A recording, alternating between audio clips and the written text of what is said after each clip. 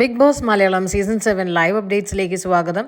അങ്ങനെ രാവിലെ തന്നെ ചെറിയൊരു കാര്യത്തിൽ തുടങ്ങിയൊരു സംഭവമാണ്. അതെല്ലാം കൂടി വലിയൊരു കയ്യാങ്കളിയിലെത്തി അവസാനം ഷാനവാസ് കൺഫെഷൻ റൂമിലേക്ക് മെഡിക്കൽ അറ്റൻഷന് വേണ്ടിയിട്ട് കൊണ്ടുപോവുകയും ചെയ്തു. നെവിനും അക്ബറും ആര്യനും കിച്ചൺ ടീമിലുള്ളത് കൊണ്ട് തന്നെ 2 ദിവസമായിട്ട് അവർ മര്യാദയ്ക്കൊന്നും ഫുഡ് ഉണ്ടാക്കുന്നില്ല, കൊടുക്കുന്നുമില്ല. ഇവരുടെ ടാസ്ക് ആണെങ്കിൽ ഹെവിയോ ആണ്, പോരാത്തതിന് ഇവർ ഫുഡും കഴിക്കണമല്ലോ.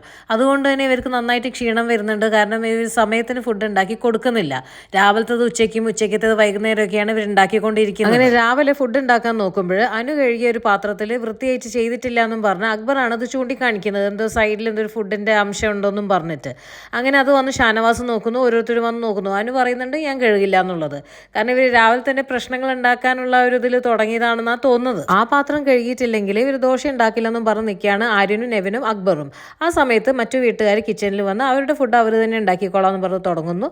നൂറ പൊടിയിട്ട് കലക്കാൻ തുടങ്ങുന്നുണ്ട് ദോശ ഉണ്ടാക്കാൻ. ആ സമയത്ത് നെവിൻ എന്ത് ചെയ്തു എന്ന് വെച്ചാൽ ഇവർ ഫുഡ് ഉണ്ടാക്കാൻ തുടങ്ങുകയാണല്ലോ, അപ്പോൾ ഇവരുടെ ഇനി ഈ ട്രിക്ക് നടക്കില്ലല്ലോ എന്ന് കണ്ടപ്പോൾ പതുക്കെ അവിടുത്തെ പാലിൻ്റെ പാക്കറ്റും കൊണ്ട് അവിടേക്ക് എവിടെ കൊണ്ട് ഒളിപ്പിച്ച് വെക്കാനാന്ന് പോകുന്നുണ്ട്. ഇത് കണ്ട ഷാനവാസ് അത് തട്ടിപ്പറിക്കാനോ വലിക്കാനോ എന്തോ നോക്കുന്നുണ്ട്. അതിനുശേഷം ഇവർ തമ്മിൽ പിന്നെ പിടിയും വലിയുമാണ്.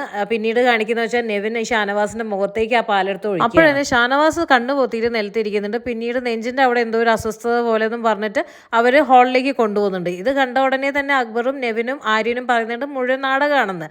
അങ്ങനെ മൊത്തത്തിൽ കയ്യിന്ന് പോയിന്ന് പിന്നീട് അവർക്ക് മനസ്സിലായപ്പോൾ നെവിനും അക്ബറും ആര്യനും പതുക്കെ വന്നു.